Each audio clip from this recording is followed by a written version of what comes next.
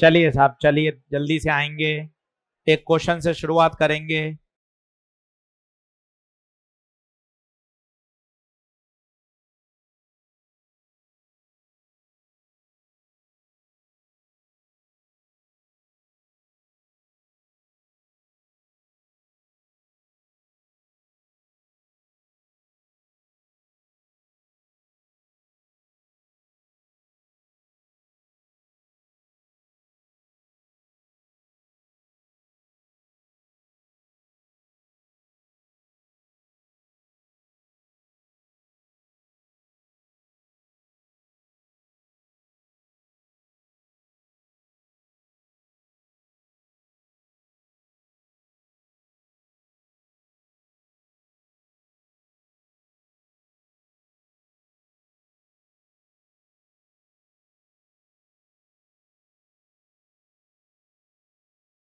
Paper में एक lens वाला सवाल था। इनकरेक्ट ऑप्शन, उसके दो आंसर्स मैंने सही कर दिए। दो आंसर हैं इनकरेक्ट में, पहला और तीसरा। कल हमने जो मेथड पढ़ा था वो पढ़ा था नोडल एनालिसिस, और मैंने आपको डीपीपी नंबर 3 करवाई थी। आज हम उसी को आगे बढ़ा रहे हैं। पहले एक सवाल करा रहा हूं ताकि कल वाला बात रिव्यू हो जाए, और फिर उसी से थोड़े और आज अच्छे सवाल करने बढ़ेंगे। अब जैसे ये प्रश्न है, अगर आप इसको किरचॉफ लॉ से करने बैठोगे ना तो आप बहुत परेशान हो जाओगे। नोडल ऐसा जल्दी कर देगा सवाल, आप देखना। सबसे पहले जीरो माने। सर कई बच्चे कहते हैं ना, सर देखो ये दो है तो ये दो हो जाएगा, ये दो है तो ये दो। ये गलत है भाई, ऐसे दो दो नहीं होगा। जब तक जीरो नहीं मानेंगे तब तक आप पोटेंशियल नहीं लिख सकते। तो सही सोचो, सबसे पहले जीरो। सर कहां माने, कहां माने? आंसर है कहीं भी, और धीरे धीरे प्रैक्टिस से समझ में आएगा। अब आप देखो जेईई मेन का सवाल है, पर 1 मिनट में आप इसको क्रैक कर सकते हो। ध्यान से देखना, ये जीरो, सब लोग बोर्ड पे देखें, क्या यहां बढ़ सकते हैं?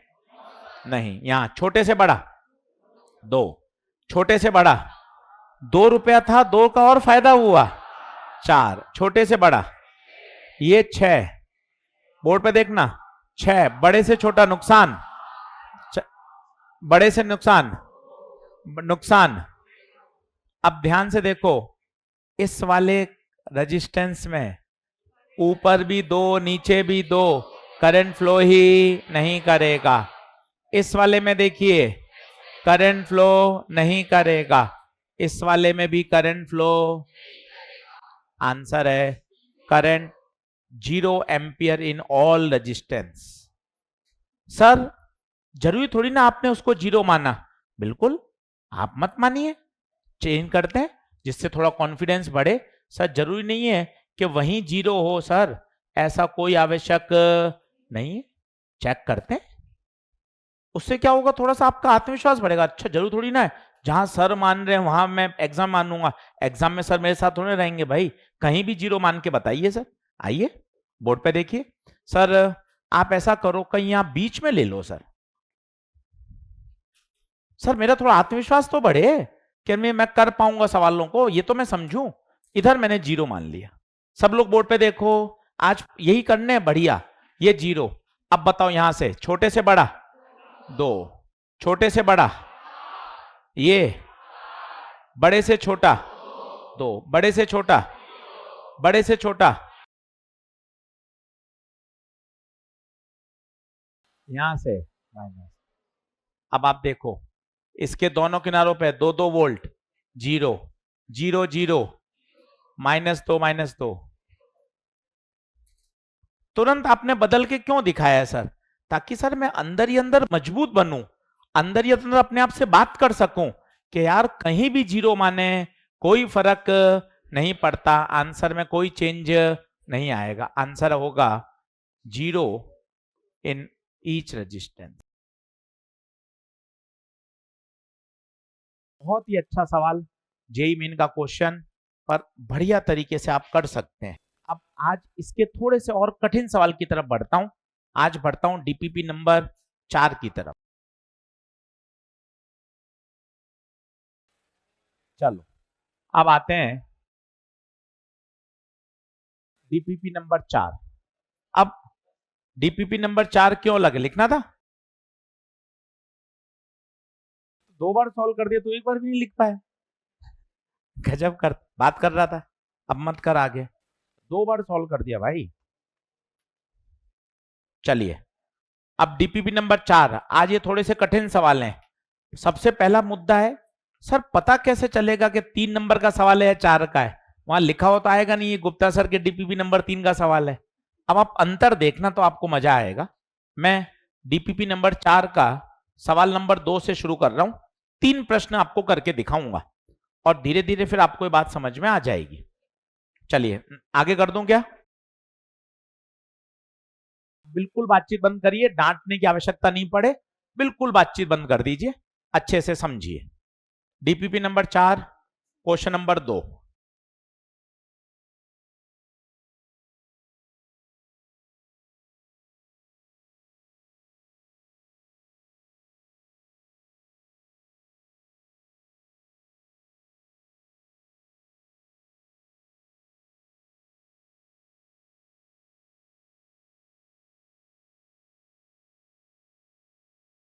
चलिए डायग्राम बनाइए।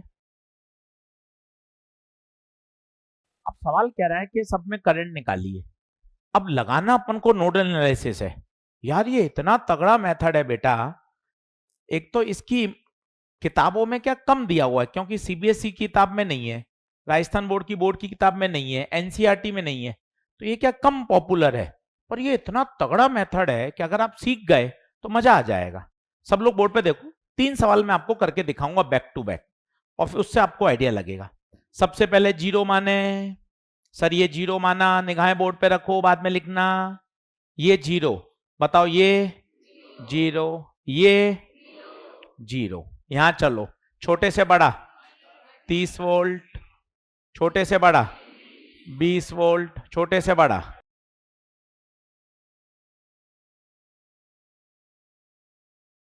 आगे बढ़ ही नहीं पा रहे, जबकि पिछले सवाल में देखिए हर रेजिस्टेंस के दोनों किनारों पर अपने आप कुछ ना कुछ वोल्टेज आ गया था। जो ईमानदारी से डीपीपी नंबर 3 करके आए हैं वो बता सकते हैं, सभी 12 के 12 प्रश्न में अपने आप कुछ ना कुछ वोल्टेज आ गया था। भाई साहब मैं यहां फंस गया, इस किनारे पर तो वोल्टेज ही।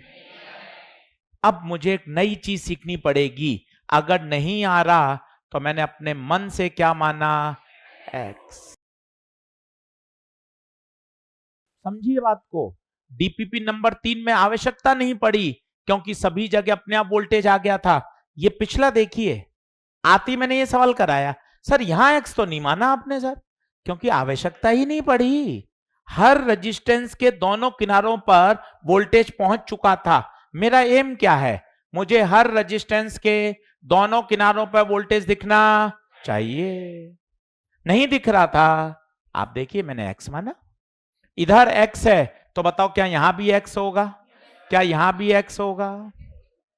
अब इस वाले को मैंने जंक्शन मान लिया और यहां से सारी करंट को बाहर जाता हुआ मान लिया।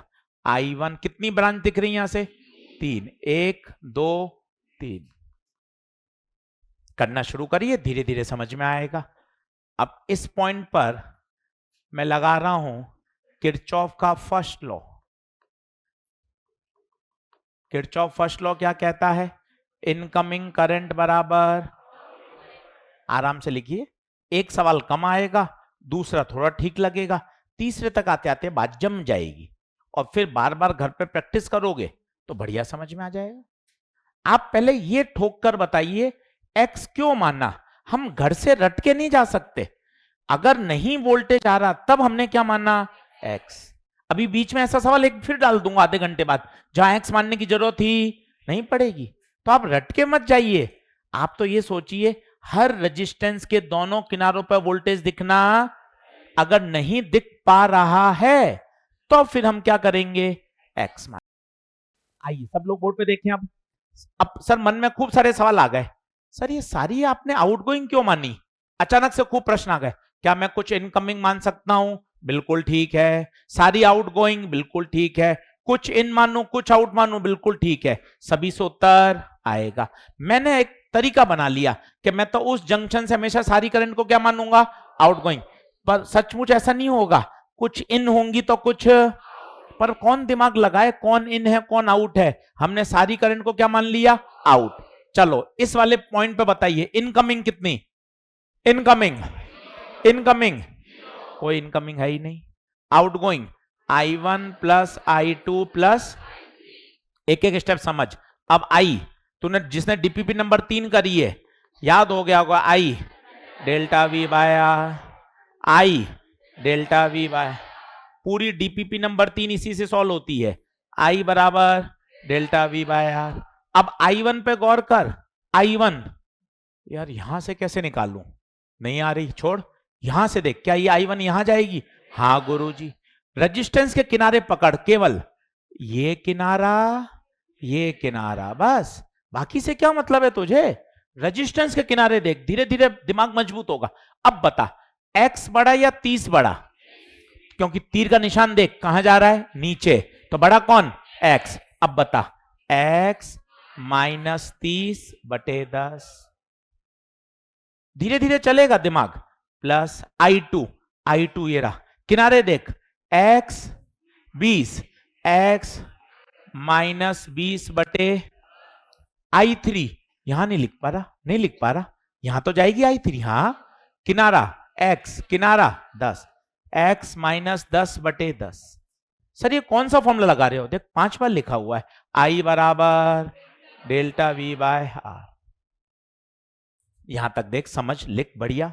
अब सॉल्व कर इसको, एलसीएम कितना,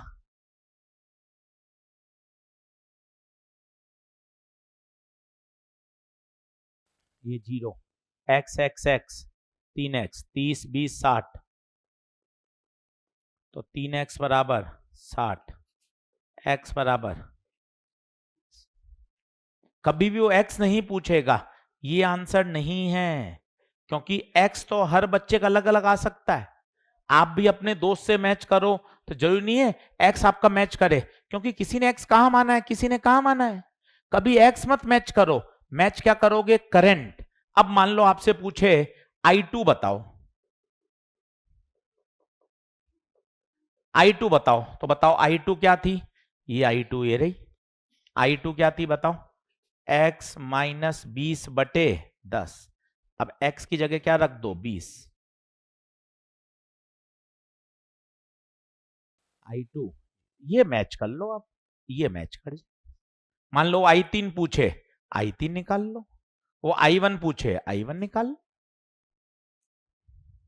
पहला सवाल है, हो सकता है आधा दूर आया हो, कोई टेंशन मत लीजिए, दूसरे सवाल में फिर प्रयास करेंगे। सर I1 जब निकाल रहा हूं तो नेगेटिव आ रहा है, I1 नेगेटिव का मतलब है आपने जो दिशा मानी उल्टी है, होनी भी चाहिए, क्योंकि सारी आउटगोइंग हो ही नहीं सकती, कुछ इन होंगी तो कुछ, आराम से देखिए तसल्ली से, अगले सवाल की तरफ बढ़ता हूं, कठिन है मैं मानता हूं, पर ये इतना पावरफुल मेथड है भाई, एक बार तेरे दिमाग में आ गया ना, कम पढ़ा जाता है, जो बच्चे पहली बार कोटा आए हैं वो पहली बार पढ़ रहे होंगे, कारण क्या, ये सीबीएसई बोर्ड की किताब में नहीं है, एनसीईआरटी में नहीं है, राजस्थान बोर्ड की किताब में नहीं है, तो ये क्या कोचिंग में, ऑब्जेक्टिव एग्जाम की तैयारी में वहां ये ज्यादा पढ़ाया जाता है, बोर्ड लेवल पर ये मेथड नहीं है, इसलिए अगर ये सीख जाओगे सवाल बहुत फास्ट कर पाओगे। चलो और करके देखते हैं, लिखें, ये हटा दूं क्या भाई, जल्दी आ जाओ, चलो अगला लिख रहा हूं, सवाल नंबर 3, यहां एक बीच में 20 छपा हुआ, इसको काट दीजिएगा, बीच में एक 20 छपा हुआ, इसको काट दीजिए, जो डीपीपी लाए हैं बीच में यहां एक 20 एक्स्ट्रा आ गया प्रिंट, वो हटा दीजिए।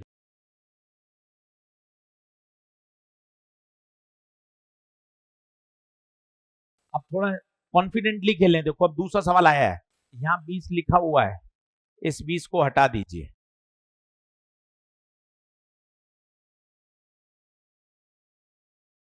मैं आपको ये सिखाने पे फोकस कर रहा हूं कि मेथड क्या है, रादर देन आंसर के पीछे मत भागिए,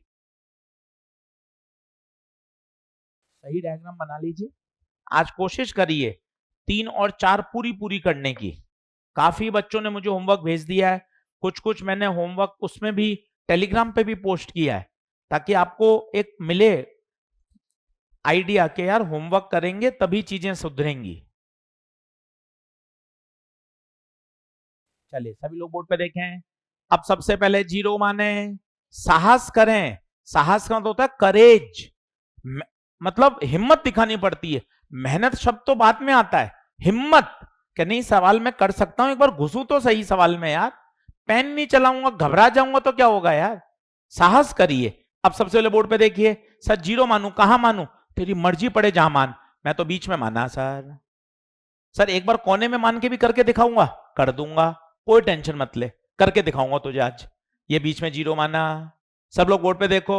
अब बताओ यहां चलो, छोटे से बड़ा फायदा 40 टक 40 ना मुन्ना, इधर बड़े से छोटा -20 टक -20।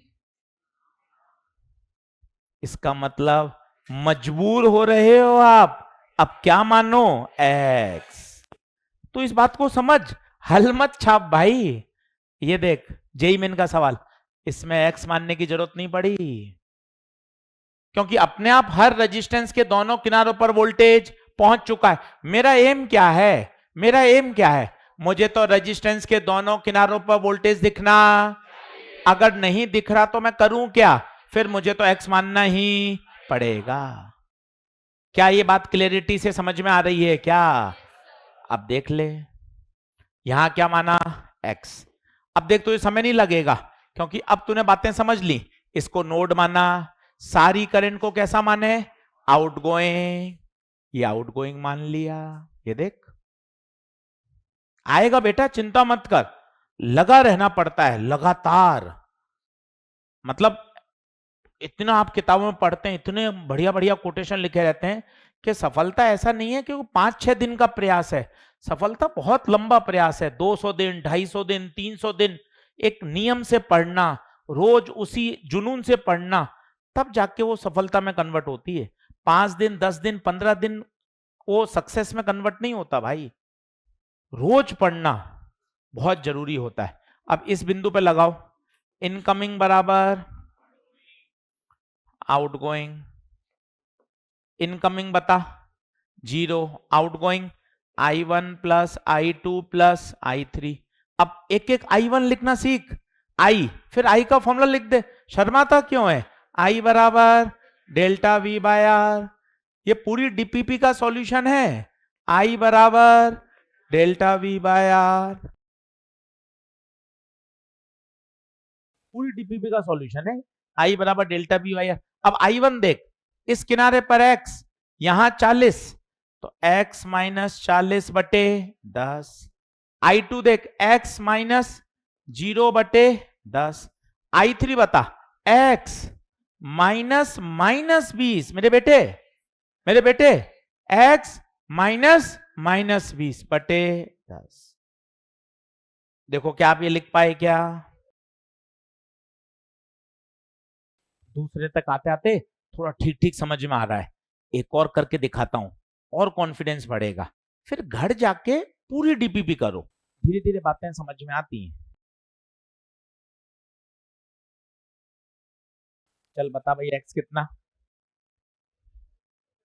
एक्स माइनस 40 कितना रहा है भाई, 3x बराबर 20। पीछे से मत मैच करिएगा, हो सकता है पीछे से मैच नहीं करे, पीछे से मत मैच करिए, कभी भी x मत मैच करें। कहीं भी x मान सकते हैं, कहीं भी रेफरेंस हो सकता है। मैच क्या करनी चाहिए, करंट। अब मुझसे पूछे I2 बताओ, तो ये रही I2, मुझसे I2 पूछे तो I2 होगा x माइनस 0 बटे 10।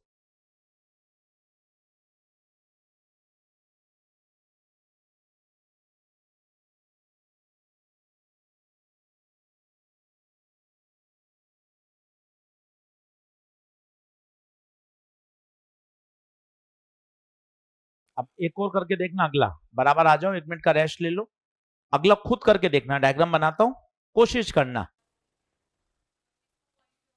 इसको पॉइंट को मान के, हाँ बिल्कुल कर, सेम आंसर आएगा।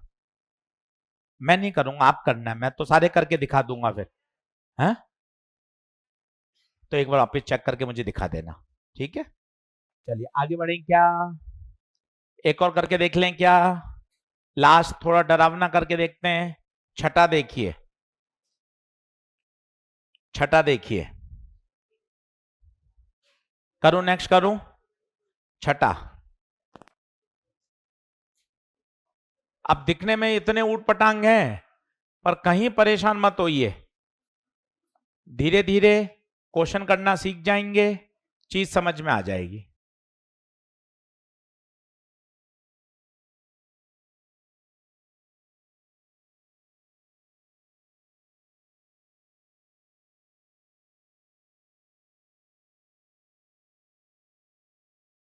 अब थोड़ा सा ऊट पटांग है भाई, तो परेशान नहीं होने का,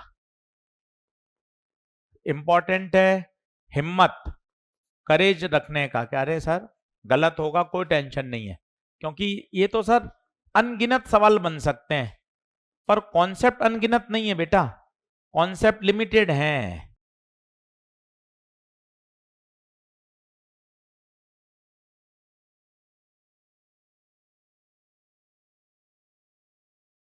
मत मत बात कर, बात करती बाहर आ जाए कर, जैसी बात करने की इच्छा करे बैग उठा बाहर आ जा, बोल मत।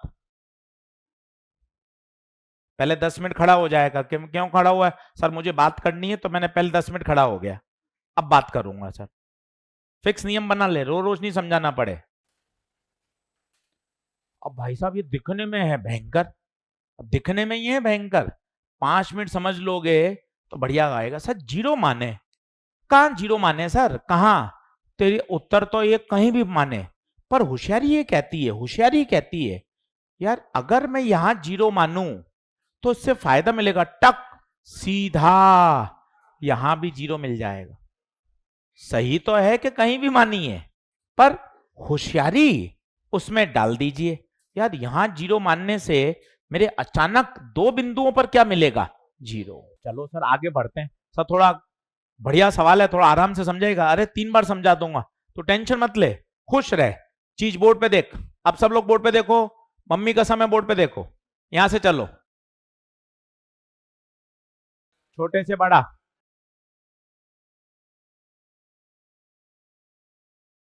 यहां से मामला खत्म, इधर आ, जीरो, बड़े से छोटा, छोटे से बड़ा, 5, सब तरफ से मामला खत्म हो गया,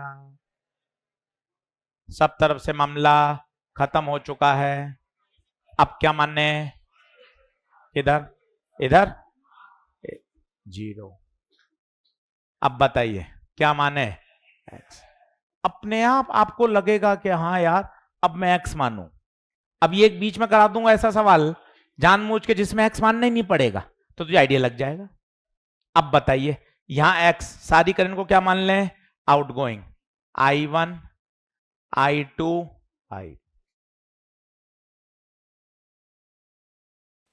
यहां 10 है ना, तो यहां 10 नहीं आएगा ना, यही तो समझना चाहते हैं। इधर 10 से इधर 10 तब आता जब यहां पीछे क्या होता, जीरो। ऐसा हमारा मन करता है हमेशा कि यार ये 10 है तो ऊपर 10 ही आ जाएगा, देख 10 तो नहीं आ रहा, ऊपर जीरो है, तो 10, ये 10 बेटा, ये 10 तभी आता है जब पीछे क्या हो, जीरो। कई बच्चों की ये होती है, कल भी मुझसे 3-4 बच्चों ने पूछा, सर ये 20 है तो सीधा ही 20, 10 है तो ये 10 ही तो हो जाएगा, नहीं भाई, ये 10 से ये 10 तब होता जब पीछे क्या हो, जीरो। गलती होती है, इसको धीरे धीरे दूर करिए, गलत है ये अप्रोच। बताइए क्या ये बात ओके है क्या, तुरंत ऐसा मत करिए कि 10 वोल्ट है तो आगे 10 वोल्ट होगा, अरे आगे 10 तब होगा जब उसके पीछे वाले किनारे पर क्या होगा। तो अब इस बिंदु पे देखिए, इस बिंदु पे देखिए क्या लगाएं, किरचॉफ लॉ, इनकमिंग बराबर आउटगोइंग, इनकमिंग बराबर आउटगोइंग। अब तीसरी बार लगा रहे हैं, अब देखना एक जगह आप अटकोगे भी सही, वही मुझे सिखाना था, इस बिंदु पे लगा रहा हूं, incoming 0, outgoing I1 plus I2 plus I3। अब कोई बताएगा? एक एक बताना। I1 में फंस गए सर, बोर्ड पे देखना, नहीं समझोगे तो मजा नहीं आएगा। I1 कैसे निकालूं यार, ये 10 आ रहा है। पहले तो कसम खा ले, मुझे करंट निकालनी है, रेजिस्टेंस के दोनों किनारों पर वोल्टेज पता होना चाहिए। पता इस किनारे पर, इस किनारे पर नहीं है तो सर ये 10 है ना, तो 10 लिख दूं। अरे नहीं लिख सकता, एक किनारे का देख कितना है, x। अब यहां से चले बड़े से छोटा, x माइनस 10। ये I1 लिखना बहुत कठिन है इसका। हमेशा याद रख एक ही नियम, रेजिस्टेंस के किनारों पर वोल्टेज पता होना। ये रे किनारे। अब बता क्या होगा I1? क्या I1 यहां जाएगा कि नहीं जाएगा? बता I1 क्या होगा, ईमानदारी से बता। x माइनस 10 माइनस 20 बटे 2। मेरे बच्चे बात समझ में आ रही है क्या? I1 बहुत कठिन है बेटा, जानलेवा है I1, पर ध्यान से देख, ये I1 यहां से निकली, दिमाग में सेट बैठा तरीका, मुझे रेजिस्टेंस के दोनों किनारों पर वोल्टेज दिखना चाहिए। अब बता I2, ऊपर x नीचे 5, x माइनस 5 बटे 1। I3, इधर x इधर 0, x माइनस 0 बटे 2। जितने प्रश्न करता जाएगा ना, उतना दिमाग फिल्टर होता जाएगा भाई। यही सवाल की खासियत है, कॉन्सेप्ट नहीं बदला, आधा घंटा हो गया। इसलिए कहते हैं केवल कॉन्सेप्ट समझ लेना काफी नहीं होता, उस पर क्या करने पड़ते हैं, तो न्यूमेरिकल। तभी एकदम कॉन्सेप्ट की क्लैरिटी और रियल मजा आएगा। इसलिए रोज समय निकालकर न्यूमेरिकल प्रैक्टिस जरूर किया करो, तभी एग्जाम में कॉन्फिडेंस आएगा। अब बताइए एलसीएम, एलसीएम 2, ये -10 -20 -30, 2 एलसीएम आएगा तो ये 2 मल्टीप्लाई होगा, 2 को 0 में भेज दे। कहां से आ, बाहर घूम के आ जा। चलिए कितना आ जाएगा, 2 3 4, 4x माइनस 40। x 10 आ रहा है क्या भाई? देखो तो ऑनलाइन वाले बच्चे बताओ तो भैया x 10 आ रहा है क्या? ऑनलाइन वाले बच्चों बताओ x 10 आ रहा है क्या? देख भाई दिखने में सवाल कितना कठिन था, पर ना प्रैक्टिस करी तो ब्रेक हो जाएगा, कहीं ऐसा दिक्कत नहीं है। आज 1.5-2 घंटा घर पर लेकर करंट इलेक्ट्रिसिटी को बैठो, जब पूरी डीपीपी 4 हो जाएगी तब 5 और 6 दूंगा। मुझे डीपीपी इकट्ठी नहीं करवानी है, एक एक डीपीपी होती जाए, अगली डीपीपी लेता जा भैया। क्या सर 3-4 पूरी हो गई, होमवर्क पूरा कर लिया, भेज दिया, सब ओके है, चल अब सर 5 और 6 दिलवाओ। 5 और 6 में करेंगे सर अब सवाल ज्यादा प्रैक्टिस। अच्छा एक्स नहीं पूछेगा, वो क्या पूछेगा, करंट बताओ। मान लो उसने I2 पूछा, तो I2 बता सकते हो? देखो ये रहा I2, ये रहा I2, x माइनस 5 बटे 1, x पुट कर दो।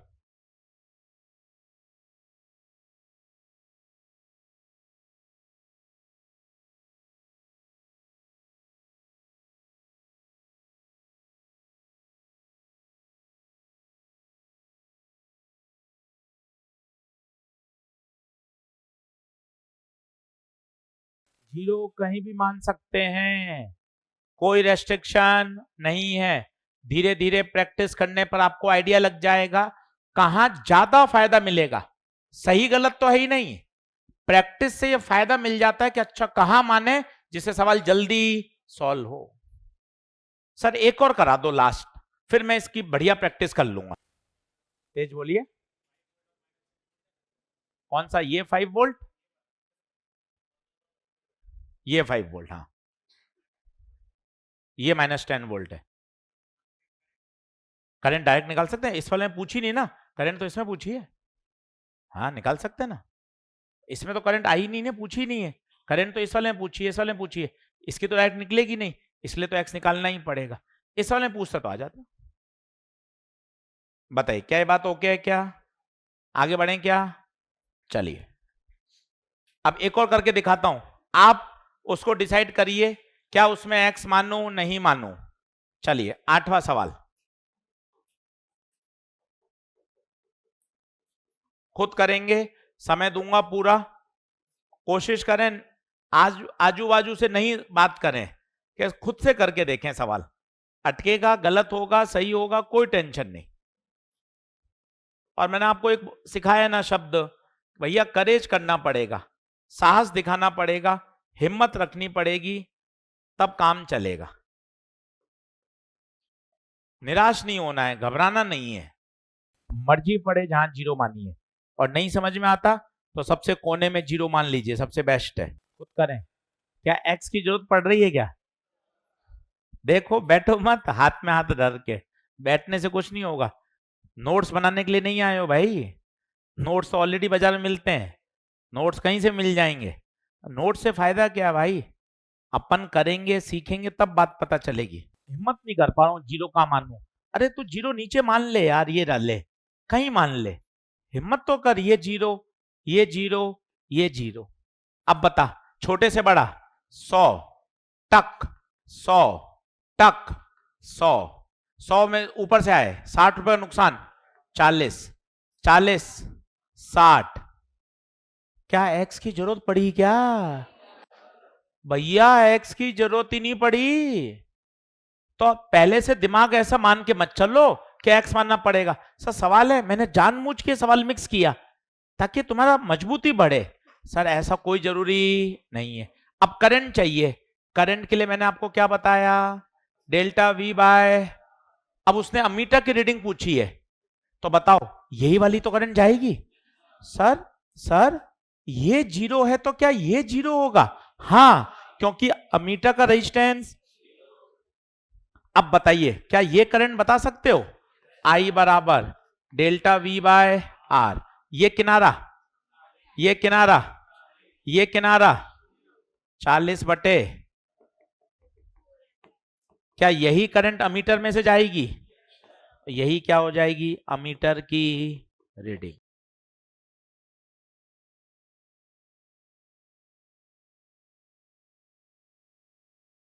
अब बता क्या ये मेथड समझ में आ रहा है? एक लास्ट और करा रहा हूं, अंतिम जेई का सवाल, ठीक है 2023 का, वो खुद करके देखिए, फिर आपके ऊपर है पूरी डीपीपी नंबर 3 और 4। फिर मैं आगे बढ़ाऊंगा क्योंकि इसी पे 25 सवाल करा दूंगा तो सिलेबस 3 साल चलेगा भाई, है ना, हमारी भी लिमिटेशन है, आप इस बात को समझो। सर कितने कराओगे, आपने से देखो सर 5 करा दिए, कल भी 5-6 करा दिए, इसी पे 50 कराओगे तो 3 साल सिलेबस खत्म होगा। ये कहीं ना कहीं हमें एक लाइन बाउंड्री बनानी पड़ती है। देख 4-5 सवाल है, तुझे बात समझ में आ गई, सारी बातें हो गई, अब तुझे घर पे भी प्रैक्टिस करनी पड़ेगी। तू सोचे सर वीट स्टोन पे 50 सवाल करा दो, अब मैं अगर वीट स्टोन पे 50 कराने लग जाऊंगा सिलेबस ही नहीं होगा। मुझे क्या करना है, वीट स्टोन का कॉन्सेप्ट सिखाना है, 2 सवाल 3 सवाल 5 सवाल 6 सवाल, जब तक एकदम बात परफेक्ट हो जाए फिर क्या कर देना चाहिए, अब होमवर्क कर लो। हम पूरे 50-50 सवाल कराने लग जाएंगे, सिलेबस बढ़ेगा ही नहीं आगे। तो आप इस बात को समझिए कि सर सभी एक जैसे तो सवाल है, अनगिनत सर्किट बन सकते हैं पर कॉन्सेप्ट अनगिनत नहीं है। चलिए लास्ट एक और प्रश्न, इसके बाद व्हीटस्टोन पढ़ेंगे। आप करिएगा भाई सब लोग, जेई मेन 2023 का सवाल है, क्वेश्चन नंबर 9, खुद करिएगा, मुझे नहीं पता एक्स मानना है नहीं मानना, मुझे कुछ नहीं रटा हुआ है, मैं तो क्वेश्चन करूंगा, अपने आप वहां से आइडिया लगेगा।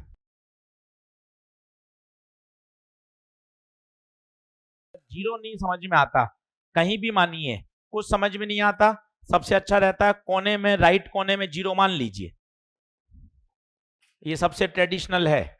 अगर आपको हवा नहीं लग रही है तो आप यहां से मान के शुरू कर सकते हैं सवाल, वैसे तो सही तो ये है कि कहीं भी मानिए।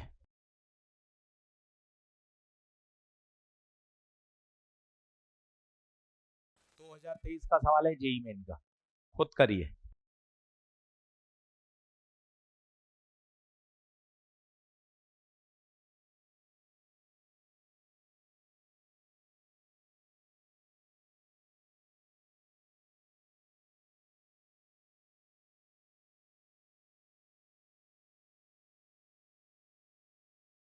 प्रश्न अनगिनत हैं, इसलिए प्रैक्टिस करनी पड़ेगी, साहस दिखाना पड़ेगा। सर कैसे आगे बढ़ूं, सर जीरो से मान के पता नहीं चल रहा, सर हवा भी नहीं लग रही सवाल में, सर क्या हो रहा है सर, बैठा हुआ हूं सर मैं तो, हवा पानी कुछ नहीं लग रहा सर। चल आजा, हवा पानी कूलर एसी सब लगवाते हैं, आजा बोर्ड पे देख, आगे बढ़ने की इच्छा तो रख, अपना हाथ तो ऊपर कर, सर मैं ऊपर उठना चाहता हूं, आगे बढ़ना चाहता हूं, तब तो फिर मैं भी मेहनत करूं, साथ में आगे बढ़े। तो बैठे ही रहेगा तो फिर कैसे बढ़ेंगे। आजा बोर्ड पे देख, ये जीरो, यहां से बता टक, जीरो, यहां से नहीं सर, जीरो, बड़े से छोटा 20 या -20, प्लस फायदा, ये 20, ये ना मन्ना 20, बड़े से छोटा नुकसान 10, 10, 10। क्या x की जरूरत पड़ी क्या, मतलब x मानना ही नहीं पड़ा। ये 10 है, इधर भी 10, इधर भी 10। एम मेरा अभी तक क्लियर है, डीपीपी 3 और 4 में एम क्लियर है, मुझे हर रेजिस्टेंस के दोनों किनारों पर वोल्टेज दिखना चाहिए। देख I3, इस किनारे पे 10, इस किनारे पर 0, तो I3 10 - 0 बटे 1, I1 इस किनारे पर 20, इस पे 20 - 10 बटे 10, I2 इस किनारे पर 20, इस किनारे पर 10। कितना आसान सवाल हो रहा है, कहीं दिक्कत ही नहीं आ रही। मन में सोच ले, डीपीपी 3 और 4 का एक एक सवाल पूरा मुझे करना है, अच्छे से पूरा करना है। पूछा क्या है, I1 + I3 बटे I2, I1 1, I3 1, I2 1।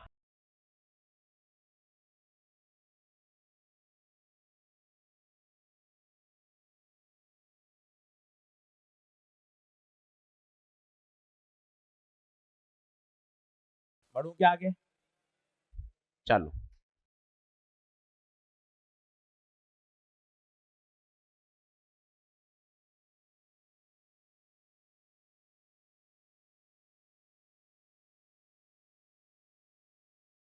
डालिए। व्हीटस्टोन ब्रिज, बहुत आसान सवाल, व्हीटस्टोन ब्रिज, इसको बढ़िया समझ लें, बनाना शुरू करें।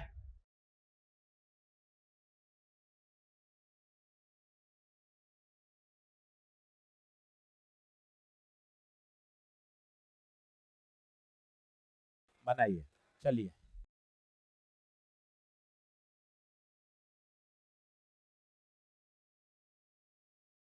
देखिए भैया, ये व्हीटस्टोन ब्रिज है, ये व्हीटस्टोन ब्रिज का बेसिक डायग्राम है, और मजे की बात है वो ऐसा आएगा नहीं कभी, इसके अलग अलग रूप बदल बदल के आते हैं।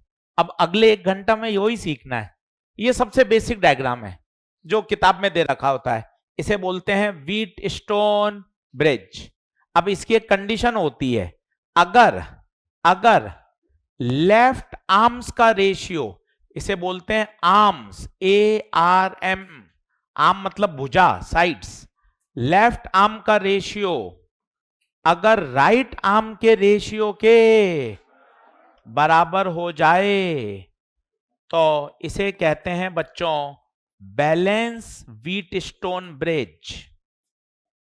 लिखना शुरू करिए साथ साथ, अगर रेशियो बराबर हो जाए तो वैलेंस व्हीटस्टोन ब्रिज। उस केस में ऊपर वाले पॉइंट और नीचे वाले पॉइंट का पोटेंशियल सेम हो जाता है और मिडिल ब्रांच में करंट फ्लो नहीं होता।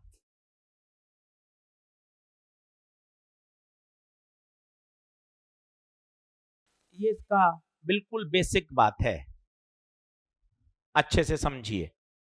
ऐसा नहीं है कि हमेशा करंट फ्लो नहीं होगा, शर्त आपको चेक करनी पड़ेगी, और शर्त क्या है, लेफ्ट आर्म का रेशियो बराबर राइट आर्म का रेशियो, बोले तो P/Q बराबर R/S। ऐसे मत रटना P/Q बराबर R/S, आप पहचान नहीं पाओगे P कौन है R कौन है। ज्यादा अच्छा है तरीका ध्यान रखें, लेफ्ट आर्म का रेशियो बराबर राइट आर्म का रेशियो। ये एम और एन क्या लिखे, एम है ऊपर का बिंदु, एन है नीचे का बिंदु, दोनों का पोटेंशियल सेम। और याद करिए अगर पोटेंशियल सेम है तो करंट फ्लो नहीं होगी। कैसे सवाल आते हैं, धीरे धीरे 7-8 सवाल करके आपको दिखाता हूं। सबसे पहले एक बिल्कुल बेसिक क्वेश्चन करता हूं जिससे बातें समझ में आए। तेज भागने का फायदा नहीं है, क्वेश्चन समझ में आए, कॉन्सेप्ट समझ में आए, घर जाके होमवर्क करें, वो बहुत जरूरी है। सब्जेक्ट का डर नहीं हटाओगे तो फिर भागना पड़ेगा।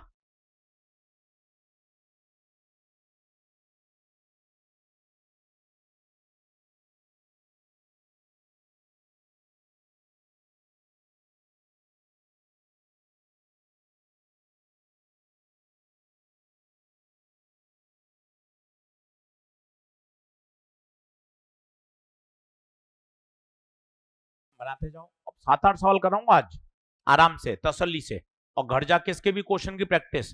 आज 2 घंटे करंट पढ़िए, इतना मसाला मिल जाएगा आपको पढ़ने का। और आसान है भाई, current, capacitor, magnet, EMI, AC, ये स्कोरिंग टॉपिक है। 15 के 15 सवाल सही होते हैं इसके, इसलिए थोड़ा सा इसके पीछे पढ़िए।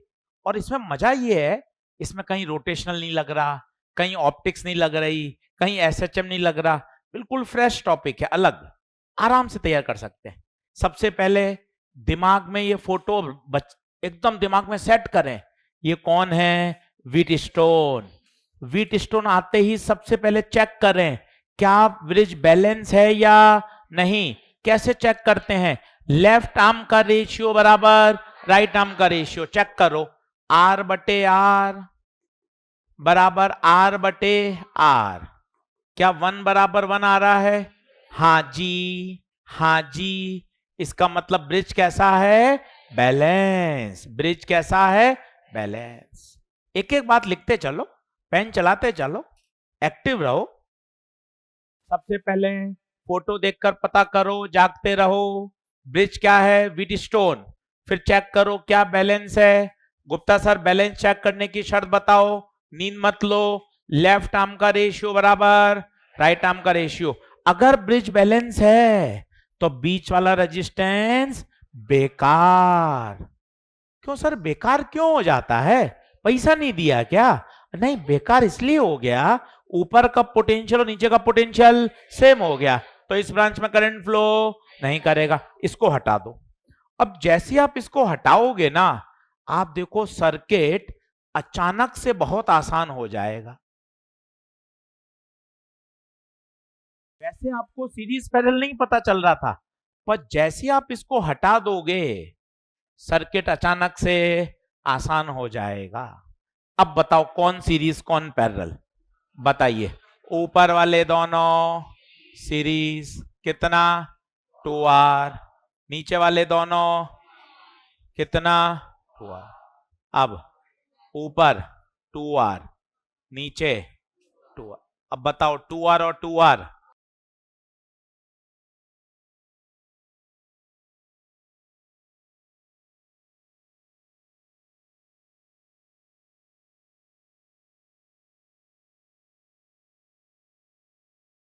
ये भी एक स्टैंडर्ड रिजल्ट है। अगर व्हीटस्टोन में सारे बराबर हैं तो सॉल्व मत करो, आंसर आर ही होता है।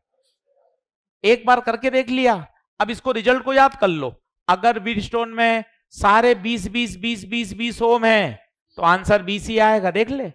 सारे R R R R R थे, आंसर भी। एक बार करके देख लिया। अब ये दिमाग में रिजल्ट की तरह याद रहे, सारे 15 ओम है तो आंसर भी 15 ओम होगा। पर भैया ऐसा व्हीटस्टोन कभी नहीं आएगा। अब आएंगे इसके बहरूपीय। बहरूपीय मतलब नकाब ओढ़कर आएंगे। आपको इतनी हिम्मत होनी चाहिए कि आप उसको नकाब को हटा सको। अरे तू तो व्हीटस्टोन है रे, इतना तुझे समझ में आना चाहिए। अब मैं आपको अलग अलग डायग्राम दिखाऊंगा, है सब वो कैसे व्हीटस्टोन, पर आपको व्हीटस्टोन दिखाई नहीं देगा। ये सबसे बेसिक है, सबसे बेसिक ऐसा होता है व्हीटस्टोन, पर ऐसा दिखेगा नहीं। अब मैं आपको 7-8 डायग्राम दिखा रहा हूं, आपका धीरे धीरे दिमाग डेवलप होगा। अच्छा यार ये तो अभी व्हीटस्टोन नहीं दिख रहा, पर थोड़ा सा दिमाग लगाऊंगा तो किसमें कन्वर्ट हो जाएगा, स्टोन। चेक करते हैं धीरे धीरे। अब सवाल का लेवल थोड़ा सा अच्छा कर रहा हूं, देखते जाइए। पहला बहुत ही पॉपुलर क्वेश्चन है ये, काफी बार नीट में और जेईई मेन में रिपीट हुआ। Find out the equivalent resistance. अब बिल्कुल शांत हो जाइए, बढ़िया समझिएगा। मजे की बात क्या है, सारे व्हीटस्टोन हैं पर दिखेगा नहीं, बस वो आपको मेहनत करनी है और धीरे धीरे प्रैक्टिस से समझ में भी आ जाता है। Find out the equivalent resistance between points A and B.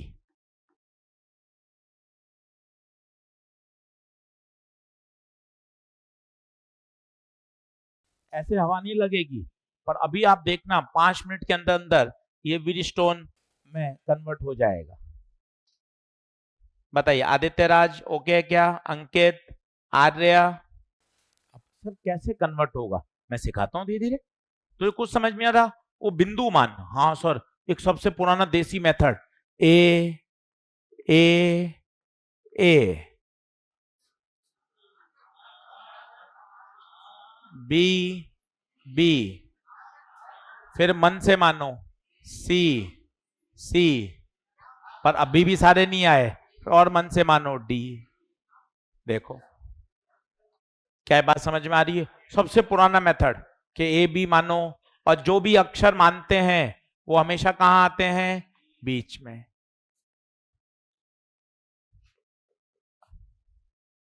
किनारे पर कौन रहेगा, ए और बी। जो अक्षर मन से माने हैं वो कहां है, बीच में। अब आप एक एक रेजिस्टेंस देखना भाइयों, बोर्ड पर एक एक देखना। एक बार पेन पेंसिल छोड़ो, ये बताओ, चिल्लाओ, ये किसमें, ए और डी कितना, आर। ये चिल्लाओ, ए और सी कितना, 2R। ये बताओ डी और बी में कितना, 3R। बढ़िया कर रहे हो। ये बताओ सी और बी में कितना, 6R। और ये वाला सी और डी में, आप देखिए अपने आप वो किस में कन्वर्ट हो गया, व्हीटस्टोन। वो व्हीटस्टोन दिखेगा ही नहीं आपको, यही तो खास बात है, वो बहरूपिया बन के आएगा। आपको बस ये आना चाहिए, अरे यार मैं रीड्रॉ करने की हिम्मत रखूं तो अल्टीमेटली वो व्हीटस्टोन में कन्वर्ट हो जाएगा। व्हीटस्टोन बनने के बाद मेरे बच्चों अगला स्टेप होता है, चेक करो ब्रिज बैलेंस है या नहीं। मेरे बेटे चेक करो ब्रिज बैलेंस है या नहीं, करो तो रेशियो 2R बटे R, 6R बटे 3R, 2 बराबर 2।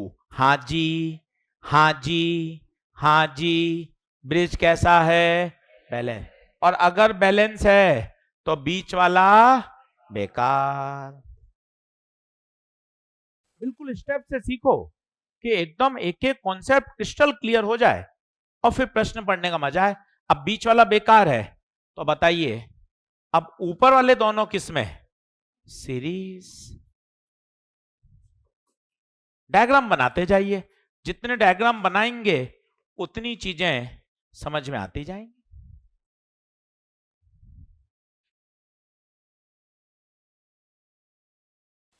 बोलिए अब ऊपर वाले दोनों किसमें, सीरीज कितना, 8R। नीचे वाले अब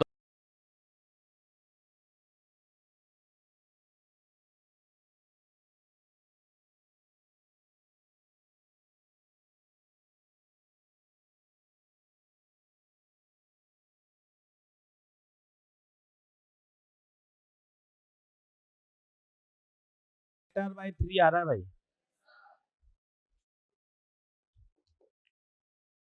8R/3। अब देखते जाइए खूब सारे सवाल आएंगे ढेरों, आपके दिमाग में व्हीटस्टोन वाली बात सेट हो जाएगी।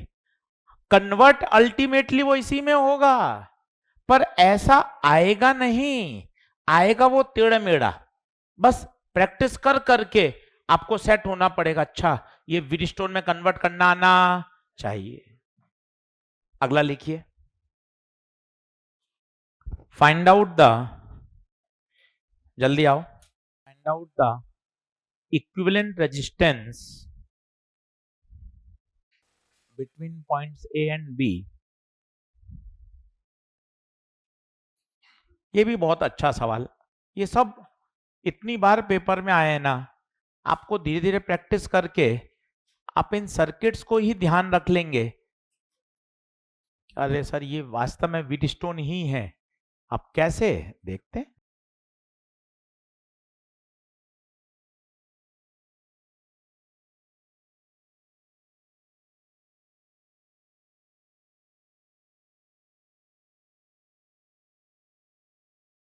अब आप इसमें कितना भी दिमाग लगा लो, कोई सीरीज पैरेलल नहीं है भाई, कोई भी मेहनत करते रहेंगे कोई सीरीज पैरेलल नहीं दिखाई देगा।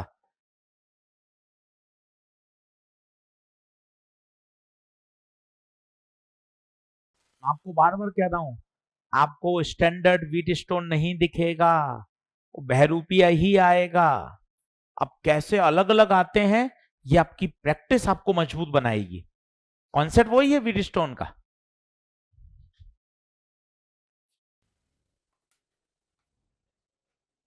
चल भाई अब देख, सर्किट को ड्रॉ कर, हिम्मत कर, मोबाइल छोड़, मोबाइल छोड़, बोर्ड पे देख, छोड़ मोबाइल। ये ए, तो बता ये भी, इधर बी, कुछ फायदे नहीं मिल रहा सर। सी, कोई फायदा नहीं मिल रहा सर। डी, कुछ नहीं मिला सर फायदा। कोई बात नहीं, अब सर्किट को ड्रॉ करें, किनारे पे क्या रखें, ए और बी, जो अक्षर मन से माने वो कहां लाएं, बीच में। अपने आप कन्वर्ट होगा, तू खुद कहेगा अरे यार ये दिखने में नहीं लग रहा था। अब बता ये किस में है, ए और सी 4, ये किस में है, ए और डी 8, ये सी और बी 1, ये डी और बी 2, ये वाला सी और डी 6। चमत्कारिक रूप से वो फिर किस में कन्वर्ट हो जाएगा, व्हीटस्टोन में।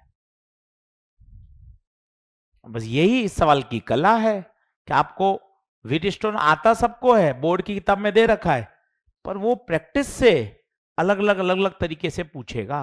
Find out the equivalent resistance between points A and B.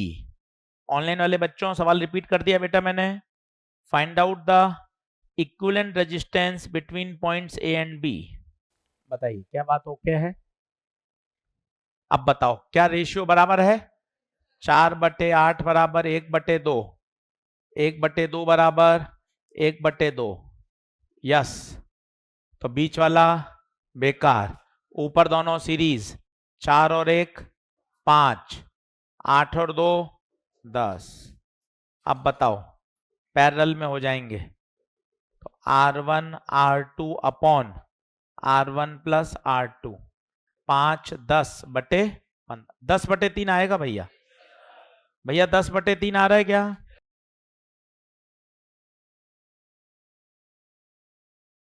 सारे और कर लो, 5 और कर लो, मुझे कोई दिक्कत नहीं है, पर घर जाके भी 2 घंटे पढ़ना पड़ेगा, तब जाके symmetry circuit, DPP number 3 4, Wheatstone, ये क्लियर होगा।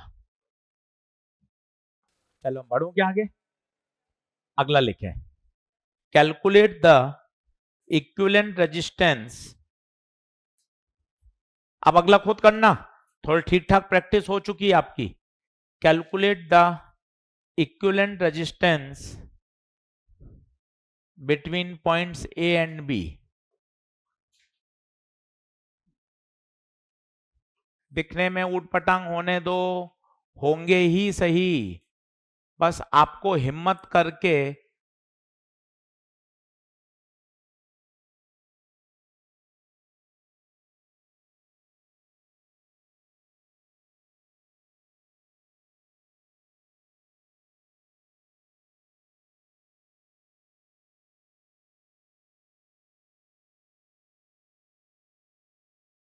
अच्छा पहले आप कितना भी सोच लें, इसमें कोई सीरीज पैरेलल आपको दिखाई नहीं देगा, ना कोई सिमेट्री दिखाई दे रही है, क्योंकि वहां लिखा हुआ नहीं आएगा ये सिमेट्री से करो, ये व्हीट स्टोन से करो। ये तो आपको प्रैक्टिस से धीरे धीरे आइडिया लगाना पड़ेगा।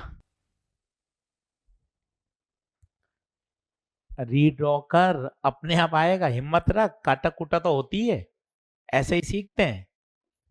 ये ए, ये ए, नहीं सर आगे तो बढ़ ही नहीं पा रहा, फिर क्या करूं, ये बी, आगे सर बढ़ ही नहीं पा रहा, अब क्या करूं सर, मन से मन, सी, सी, डी, डी, किनारे में क्या रखूंगा, ए और बी, ऊपर सी, नीचे डी, किनारे किनारे में रखो ए और बी, बीच में रखो जो मन से लेटर माने। अब बताओ ये वाला ए और सी 1.5 ओम, ये वाला ए और डी 3 ओम, ये वाला बी और सी 2.5 ओम, ये वाला बी और डी 5 ओम, बीच में देखो आप भाई साहब हर सर्किट उसी में कन्वर्ट हो रहा है। ऐसे ऊट पटांग सर्किट खूब सारे मॉड्यूल डीपीपी में आएंगे, पर आपको बस पेन चलाना आना चाहिए। अब बताओ क्या बैलेंस है, क्या 1.5/3 बराबर 2.5/5, 1/2 बराबर 1/2। अगर बैलेंस है तो बताओ बीच वाला बेकार, बीच वाला बेकार। अब ऊपर दोनों सीरीज 1.5 और 2.5 4, नीचे दोनों सीरीज 8। अब बताओ दोनों पैरेलल, कितना भैया आंसर, 8/3 है क्या?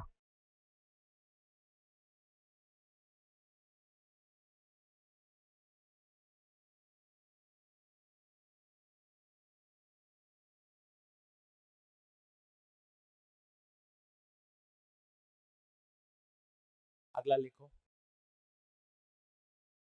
Calculate the current supplied by battery, current supplied by the battery. चलिए डायग्राम बनाइए।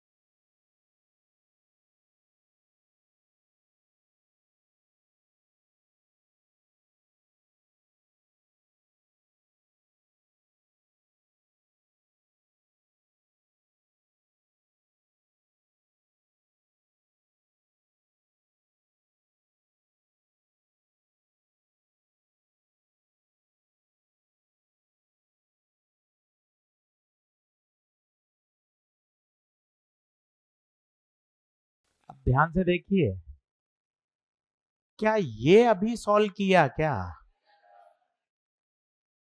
ये अभी सॉल्व किया 1.5 3 2.5 5, अभी तुरंत सॉल्व किया है।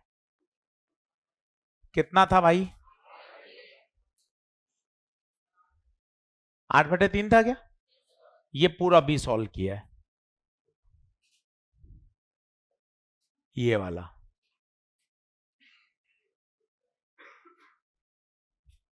तो इसकी जगह कितना लगा दें, 8/3।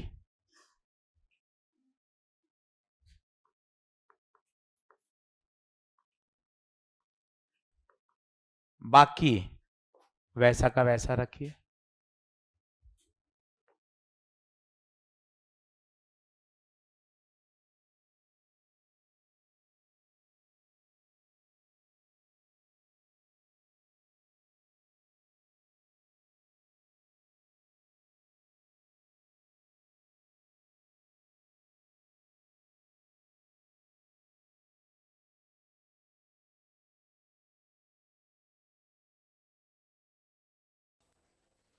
कोई बताएगा सारे किसमें? सारे सब सीरीज है। सर पता कैसे चलता है? आप बोलते हो सीरीज, हम हाँ में हाँ मिला देते हैं। हम खुद पता कर पाएंगे क्या? हाँ तू भी पता कर सकता है बेटा, तू भी कर सकता है। तो सर सिखाओ तो सही। हम हाँ में हाँ मिलाते रहते हैं। अरे देख, बैटरी से करंट निकली, जो करंट इसमें गई वो इसमें जाएगी, वो इसमें जाएगी, वो इसमें जाएगी। इसका मतलब बेटे सभी रेजिस्टेंस में करंट क्या है? सेम। और अगर करंट सेम होती है तो सीरीज कहलाता है। छोटी छोटी बातें समझो, ऐसे कॉन्सेप्ट बिल्डअप होते जाते हैं धीरे धीरे। सारे रेजिस्टेंस में करंट सेम है, तो बताओ आर नेट 5.5 प्लस 1.5 प्लस 8/3 1/3, 5.5 और 1.5 7। यहां 3 एलसीएम ले लो, 7।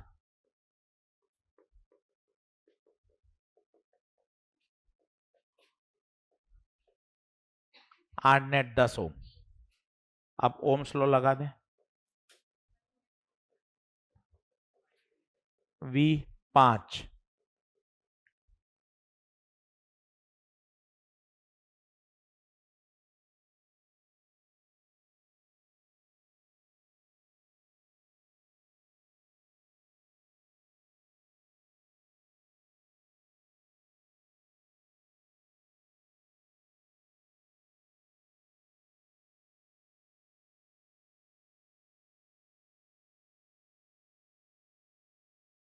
बताइए क्या बात ओके है क्या?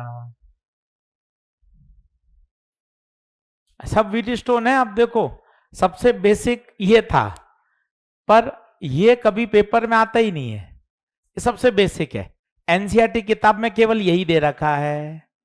बाकी सब बहरूपीय हैं। धीरे धीरे धीरे धीरे प्रैक्टिस, इसलिए आपको कहते हैं बिना प्रैक्टिस कैसे काम चलेगा।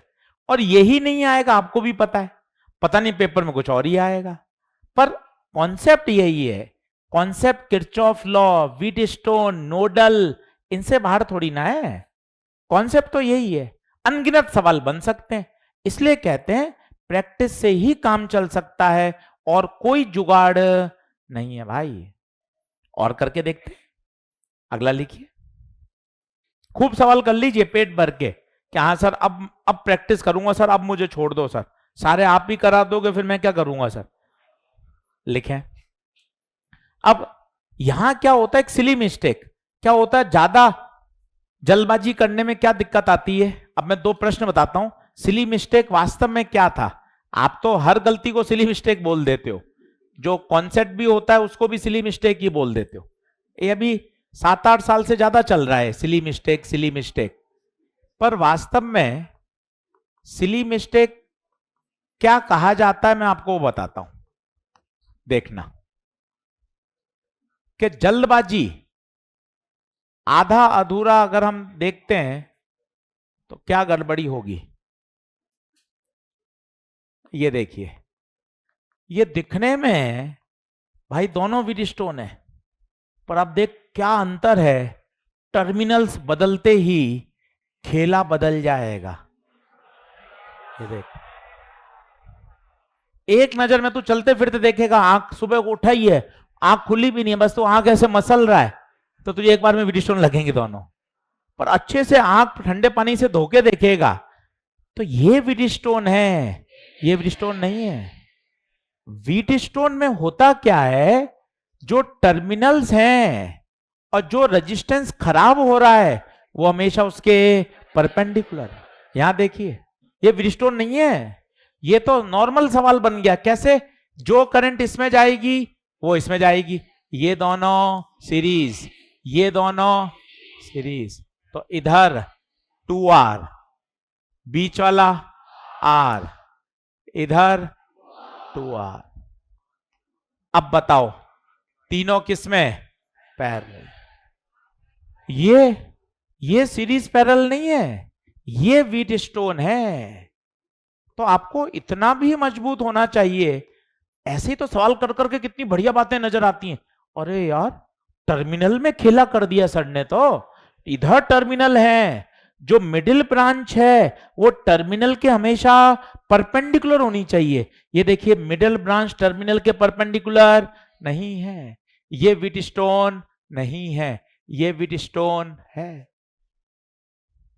इसमें बताइए, ये तो ऑलरेडी आपको पता है क्या है, बैलेंस है, आर बटे आर बराबर आर बटे आर। और सोचिए अगर है तो बीच वाला बेकार। अरे सर सॉल्व ही क्यों कर रहे हो, आपने बता तो दिया था सारे आर हैं तो आंसर।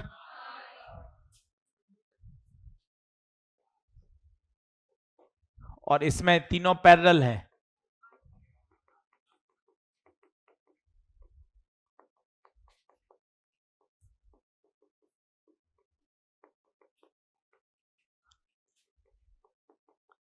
बहुत पता है मन खुश होता जाता है, चीजें समझ में आती है ना, सवाल करोगे, मॉड्यूल के क्वेश्चन बनते हैं, जेई मेन के क्वेश्चन बनते हैं, डीपीपी के सवाल बन रहे हैं, कॉन्फिडेंस बढ़ता जाता है। हमने डीपीपी का लेवल थोड़ा कठिन कर दिया है, ज्यादा ज्यादा जेई मेन के सवाल अब उसमें इन्वॉल्व करने लग गए हैं। कारण क्या है, थोड़ा सा अच्छे लेवल के प्रश्न करना जरूरी है। बेसिक नीट लेवल ये तो सारा मॉड्यूल है ही।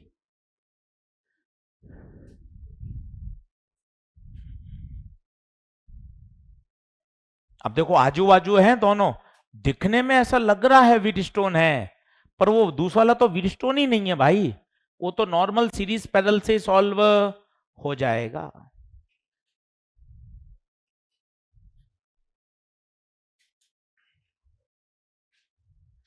बताइए क्या बात ओके है।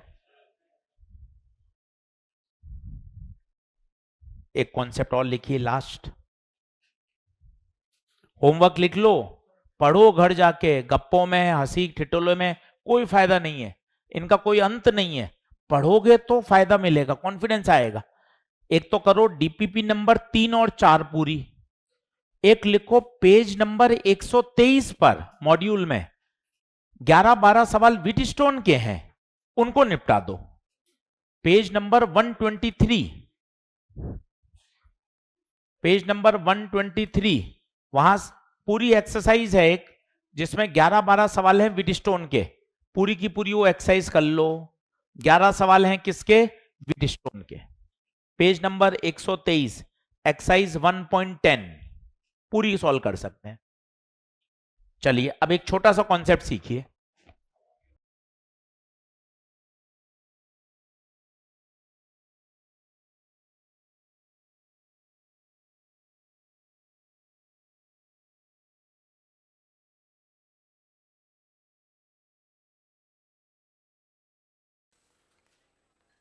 भाई ये तो हमने पढ़ लिया कि अगर रेशियो बराबर है तो बीच वाले में करंट नहीं जाती, पर जरूरी थोड़ी ना रेशियो बराबर हो। अगर P by Q is not equal to R by S, तो फिर क्या हो, उसे बोलते हैं ब्रिज कैसा है, अनबैलेंस। अब बराबर नहीं है तो दो ही संभावना है, या तो रेशियो बड़ा होगा या रेशियो छोटा होगा। अगर रेशियो बड़ा है तो जो लोअर पॉइंट है, लोअर पॉइंट का पोटेंशियल ज्यादा होता है। अगर रेशियो बराबर है तो कोई दिक्कत ही नहीं है, तो ऊपर का पोटेंशियल नीचे का पोटेंशियल सेम है, करंट फ्लो ही नहीं हो रही थी। पर अगर रेशियो बड़ा है तो लोअर पॉइंट का पोटेंशियल ज्यादा होगा। कहां से आता है ये, किरचॉफ लॉ से डिराइव हो जाता है।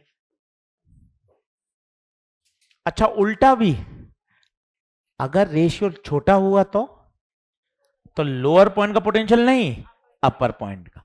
दोनों बात लिखना कंफ्यूजन हो जाता है, इसलिए मैं हमेशा एक बात लिखाता हूं नोट्स में, दूसरा आप खुद ही चेक कर लोगे। अगर रेशियो ग्रेटर नहीं लेस है तो बताओ लोअर पॉइंट नहीं अपर पॉइंट का पोटेंशियल ज्यादा होगा। और सोचिए अगर लोअर पॉइंट का पोटेंशियल ज्यादा है तो करंट कहां से कहां फ्लो करेगी। तो ध्यान रखिए, अगर रेशियो बराबर है तो कोई दिक्कत ही नहीं है, उसे बोलते हैं बैलेंस व्हीटस्टोन। पर अगर रेशियो बराबर नहीं है तो आपको चेक करना पड़ेगा ग्रेटर है या लेस है।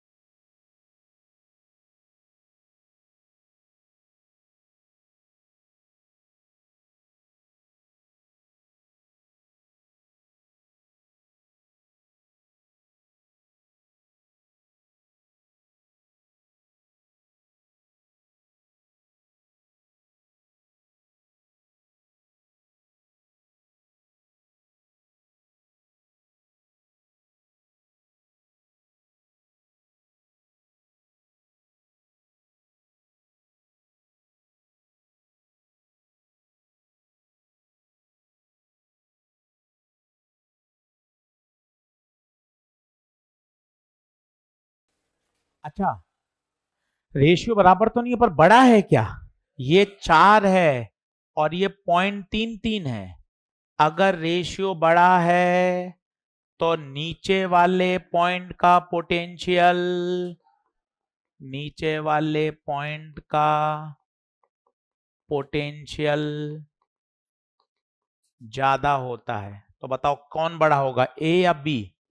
बी। तो करंट कहां से कहां जाएगी?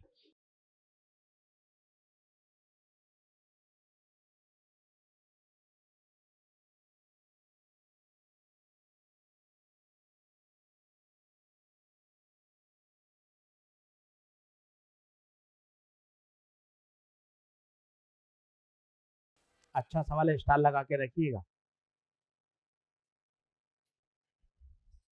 अच्छा सर, रेशियो लेस भी आ सकता था, हाँ? तो आप उसको खुद ही सोचिए, उसको नोट्स में मत लिखिए। अगर रेशियो लेस आ जाता तो ऊपर वाले का पोटेंशियल ज्यादा होता। दोनों बात लिख देते हैं ना तो मिक्स हो जाती है वो बात, इसलिए एक बात लिखेंगे तो डिस्टिंग्विश हो पाएगी। होमवर्क लिख लें। आज wheat stone bridge, page number 123, exercise 1.10 पूरी करिएगा। अगले टर्न पर मीटर ब्रिज पढ़ाऊंगा, पढ़ के इसको अच्छे से करके आए। डीपीपी नंबर 3, डीपीपी नंबर 4, ये पूरी शानदार तैयार होनी चाहिए। चलिए, धन्यवाद।